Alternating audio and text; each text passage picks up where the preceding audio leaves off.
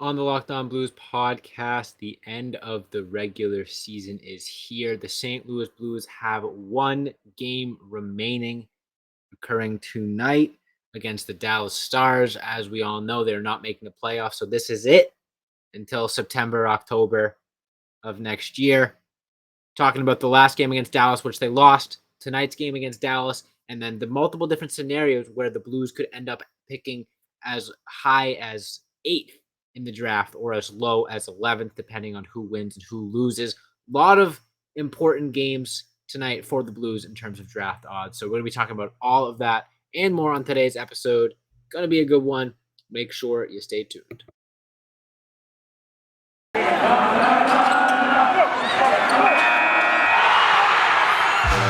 You're Locked On Blues, your daily podcast on the St. Louis Blues. Part of the Locked On Podcast Network, your team every day.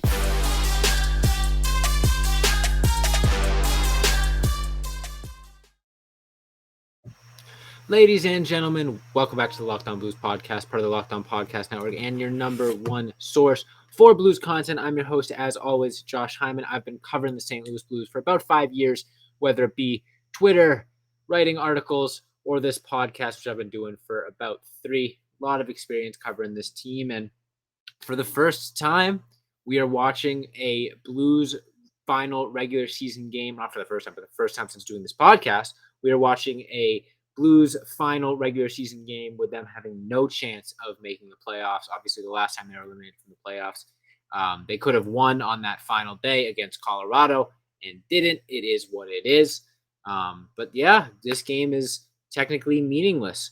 Obviously, which I'll get into later, it does have a lot of meaning in terms of draft odds for the St. Louis Blues as my camera keeps going in and out of focus. Hopefully that fixes it. Apologies for that. But yeah, so we'll be talking about the Blues' most recent game against the Dallas Stars, their upcoming game against the Dallas Stars, and then all the different scenarios of where the Blues could end up in the draft lottery. They could end up with a pick as good as 8, and the worst they could do is 11. So a couple different scenarios leading into that. That'll be the third and final segment of today's episode. But before I get into any of that, I want to thank Edwin for coming back, making Locked On Blues your hashtag first listen. Make sure you follow or subscribe wherever you get your podcast. It's completely free. All podcast platforms. Subscribe to the YouTube channel as well. Been seeing good growth there recently. So let's just jump into last night's game against the Dallas Stars. Dallas came into St. Louis in need of some points to remain atop the Central Division. And the Blues came in just looking to prove themselves against a top team in their division. And the Blues played just okay. Joel Hofer got the start for St. Louis, facing 37 shots, stopping 32 of them. Doesn't look great, but I think, based on the chances Dallas got, I think he played pretty well. The shot generation for the St. Louis Blues was once again a problem. After getting 40 in their previous game, they were limited to only 18 in this game. I believe they had 18 shots on goal in the first period of their last game. So the fact that they only managed 18 for this entire game is pretty pathetic. They got outshot 14-6 in the first period, 13-6 in the second period, 10-6 in the third period for the final total of 37-18. The Blues got annihilated in the shots on goal department. I feel like I've been talking about shots on goal more than anything else on this podcast over the last few weeks, months, whatever. But it is truly, truly difficult to watch a team with this deep of an offense, albeit obviously not super deep offense. But you look at some of the other teams in the NHL that struggle with shot generation, and the Blues offense clears them on paper. They shouldn't be struggling this much. They are 18 shots on goal. Sure, it's against the Dallas Stars, who are bringing playoff intensity, but still, that's an awful rough way to give your home fans a final game to watch. Only 18 shots on goal. It's tough. Johnston got himself his 22nd of the season to take the lead for Dallas. Jakub Vrana got himself his 11th goal on the power play. The Blues power play has been really, really bad lately. Got himself a goal there. Short-lived somewhat as Joe Pavelski, with a minute to go in the period, made it 2-1 Stars. However, Robert Thomas scored one of his prettiest goals of his career to tie the game up at 2 with just 20 seconds to go in the period. He picked up the puck, tight angle, down by his own goal line, made a move on the defender and just roofed it past Scott Wedgwood. It was a very, very satisfying goal, and it was a good highlight. One of the better goals that any Blues players have scored this season, and it was pretty hype. Tying it up, 20 seconds to go in the period. It felt like that's what happened against the Blues pretty consistently. However, that was short-lived, and the Dallas Stars made a pretty strong effort in the second period to close this game out. But before I talk about that, I want to tell you guys about today's sponsor. And that is Built Bar. Are you looking for a delicious snack, but you don't want all the sugar and calories? Then you need to try the best tasting protein bar ever built. Trust me, you got to try this. If you're like me and you want to make healthier snack choices, but you don't want to compromise the taste, I've got just the thing for you. Built Bars and Built Puffs. Built Bars are healthy and taste amazing. Seriously, they taste so amazing you won't even think they're good for you, which is all you can ask for. You got to try it. What makes Built Bars so good? Well, for starters, they're covered in 100% real dark chocolate, delicious, and they come in unbelievable flavors like churro, my personal favorite, peanut butter brownie, and cookies and cream. I honestly don't know how Built does it. I've been having them for forever and it still blows my mind. They taste like a candy bar while maintaining amazing macros. You check out the macros, you're seeing that they got only 130 calories, 4 grams of sugar, with a whopping 17 grams of protein. You can order them online. You got to wait for them to ship, but that is not the case anymore. You can get them at your local Walmart or Sam's Club. But if you want more specialty flavors, you can still obviously get those at Built.com. Head to your nearest Walmart today. Head over to the pharmacy section, grab yourself a box of Built Bars. You can pick up a four-bar box of cookies and cream, double chocolate, or coconut puff. If you're close to Sam's Club, run and grab yourself a 13-bar box with their hit flavors. Brownie batter, puff, and churro puff. You can thank me later. Built.com, Walmart, Sam's Club. Don't miss out. You'll regret it. Be right back with the second half of today's episode. All right, so the St. Louis Blues came out in the second period with something to prove. As I lose focus on the camera again. Tied 2-2 with a really, really good Dallas Stars team after tying it up with just 20 seconds to go in the period. However, the Stars came to play and pretty much erased all hope for the Blues in that second period. Roope Hintz continues his monstrous season, scoring on the power play, his 37th of the year. The penalty kill was atrocious for the Blues in this period, as it has been in the last few weeks. Johnson gets his second of the evening, 23rd of the year on the power play just a minute later. And then Tyler Seguin, with just 40 seconds to go in the period, gets another power play goal. So the Blues penalty kill was awful in that period, going 2 for 5 as a whole throughout the game. So the Stars had 5 power play opportunities and scored on 3 of them. Tough stuff there. Very, very hard to win when you're that poor on the penalty kill. Wyatt Johnston, 2 goals for him. Jason Robertson, a guy who has taken the league by storm, 3 assists for him, and Tyler Seguin, a goal and an assist. Those were your 3 stars for the game. Joel Hofer played okay. Like I said, I think, overall, you look at the stat line, 5 goals allowed. It's never going to look good, but you look at the expected goals for the Stars, and it was right around what he ended up giving up. In fact, I think they were actually expected to score 6 goals or something like that. They only got 5. So Hofer was technically, if you look at certain advanced stats, he technically performed better than expected. Basically what that means is goals saved above expected or below expected. You take every single opportunity the Dallas Stars have, and you say, okay, that has a 0.4 chance of a goal, and you add all that up. And at the end, you say, okay, the goalie made this many saves, whatever. So I think the expected goals for the Stars in that game was like 5.7, and they only scored 5. So more so the Blues defense struggled, and they gave up really, prime power play opportunities for the Stars. Hofer did his best. Obviously, maybe a Andrei Vasilevsky or something, or a John Gibson would have played a little bit better and allowed less goals and given his team a chance to win, but Joel Hofer did his best, I think, based on the opportunities presented to him. I mean, it was a full court press from the Stars pretty much from the second period on. The Blues just had such a hard time getting the puck on net. Robert Thomas had a really good game with a goal and an assist. 3 shots on goal total for him in about 20 minutes of ice time. Jakub Vrana continues his great play for the St. Louis Blues with a goal. Jordan Kyrou got himself an assist. Justin Falk got himself an assist. I believe he's up to 50 points on the season. So while he has been underwhelming defensively, I definitely do want to shout out his point production, especially over the last few weeks. He has been producing offensively really, really well, sort of filling in where we hoped Torrey Krug would fill in as Krug continues to struggle. Other than that, I think it's tough to, pinpoint too many exciting features from this game. It was a tough one to watch, and I'm expecting tonight against the Dallas Stars to be no different. Now, Jordan Binnington does get the start for the Blues, which is great. They have a better goalie in net, but then you look at the Stars, who have Jake Ettinger, who is 36-11-11 on the year with a .918 save percentage and 4 shutouts, and you realize, Stars have a pretty good goaltender in net as well. It's going to be tough for the Blues, obviously, on the road against Dallas, a team who I believe very much wants to solidify first place in the Central as they sit 1 point ahead of Colorado, but Colorado still has 2 games to play. So a win for Dallas would make it a lot more likely that they win the Central, as Colorado would need to win both of their last 2 games in order to overtake them. But a loss for Dallas means that Colorado just needs 1 win in their last 2 games to overtake them. I believe just 1 point, honestly. So a huge, huge, huge game for Dallas.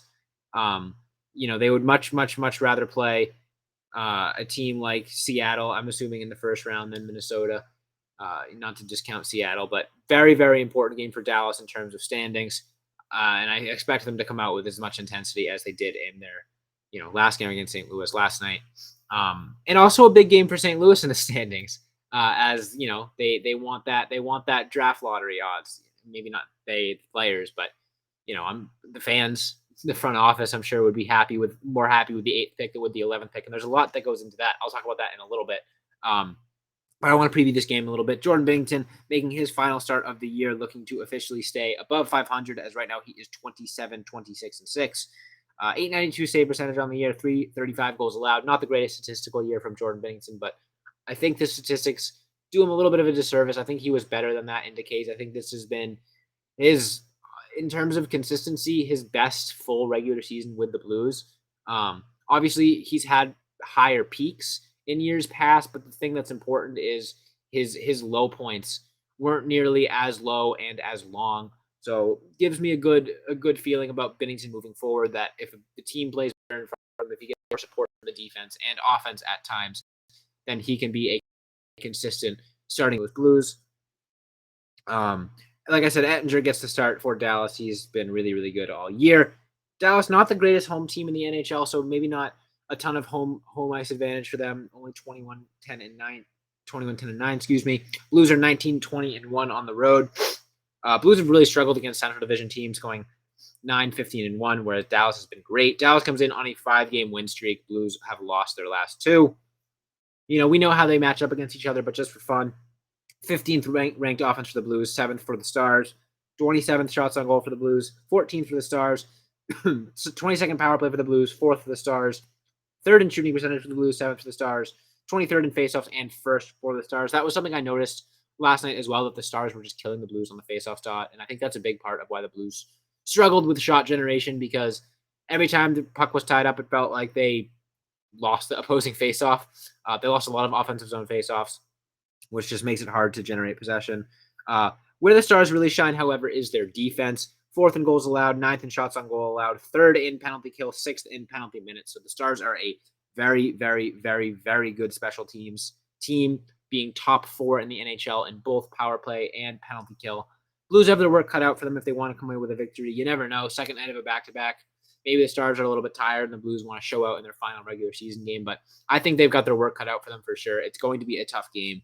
But you never know. I'm looking to see some improvement from the players, learning from their mistakes last night. If we see another performance with 18 shots on goal, I'm going to be very upset.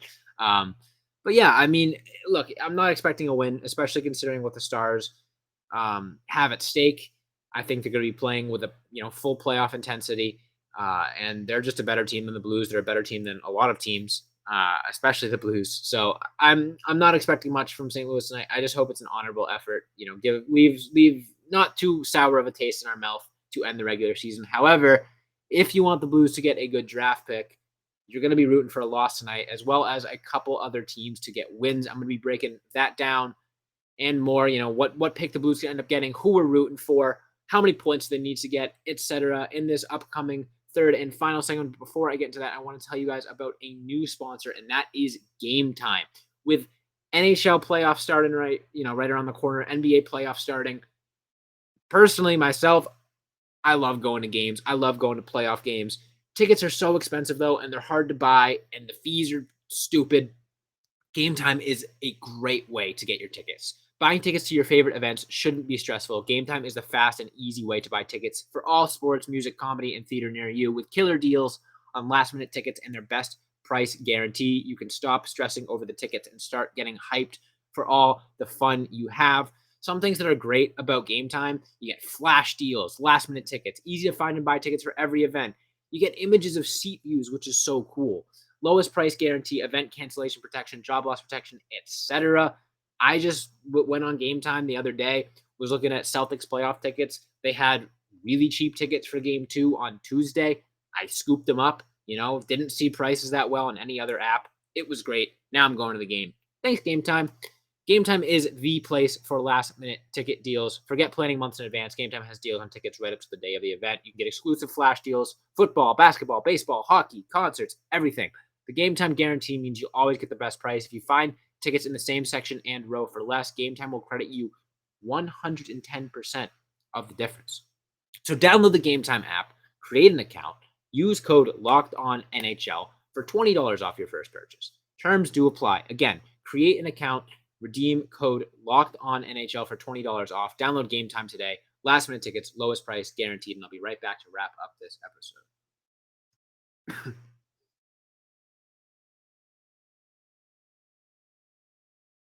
All right, ladies and gentlemen, the Blues have an important task tonight in terms of the tank battle.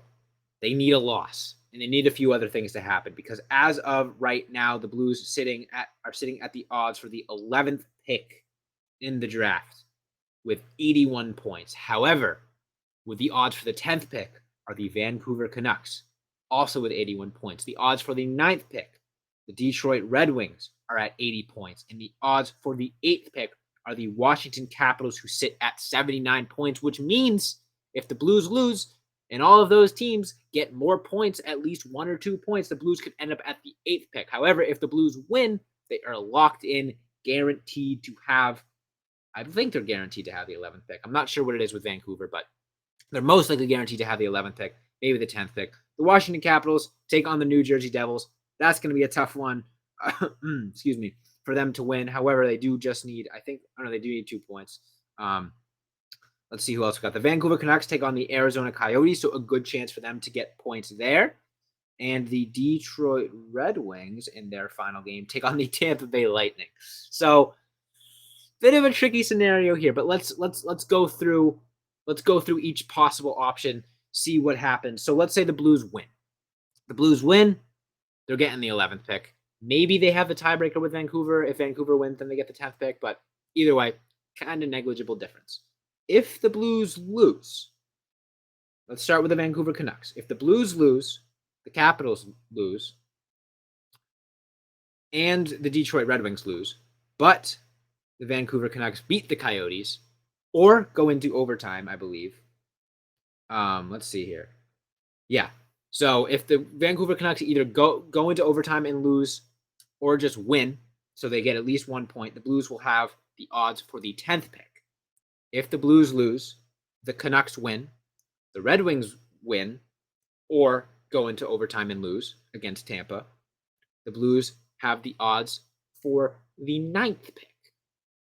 If the Blues lose, the Canucks win or lose in overtime, the Red Wings win or lose in overtime, and the Washington Capitals win. So that's everything going right. The Blues will have the odds for the 8th pick, which means they have a 6% chance at Connor Bedard and the number 1 overall pick versus, I believe, a 3% chance or a 3.5% chance based on where they sit now. So obviously 6%, 3%, not the end of the world, but I'm more concerned about the fact that this draft is so stacked, and in a draft that's this stacked, a draft that's this deep, the 8th pick could be a absolute superstar, whereas the 11th pick might just be, a decent top 6 player or a top 4 defenseman. It is certainly very, very interesting. I'm going to be monitoring those games closely tonight. You should as well. Obviously, if the Blues come out and win, then all those games don't really matter. It's a tough one. Obviously, you want the Blues to win. You want them to close out the regular season strong. However, that 8th pick would look real, real nice if they do end up there. it is what it is. I'm not gonna be one of those fans like, oh, the Blues ruined their chances at Bedard by being good these last few weeks. No, I'm really glad the Blues were good these last few weeks because this season sucked and it was fun to watch them play well, at least for a short period of time. That being said, though, if the Blues do happen to fall behind early against the Stars, then all of a sudden I'm looking at that Vancouver game, I'm looking at that Detroit game, and I'm looking at that Washington game and praying those teams win. At least one of them, two of them, three. If it's all three, oh my God, the hockey gods have been so kind to the Blues. And I wouldn't put it past them to potentially even try to trade up. They have a bunch of first-round picks, a bunch of draft capital. Maybe they're thinking, you know what, I'd rather have one superstar stud prospect rather than one pretty good prospect and then two late first-round prospects. Who knows? A lot going into it. I'm going to be monitoring those games closely. That being said, though, that is all the time I have for you guys today. I want to thank each and every one of you so much for tuning in and listening. Stay tuned for some more episodes coming out, tomorrow and next week as we cover, the upcoming off season, some of the other playoff teams, etc. Make sure you follow the show on Twitter and Instagram at Locked On Blues. Subscribe to it on YouTube at Locked On Blues.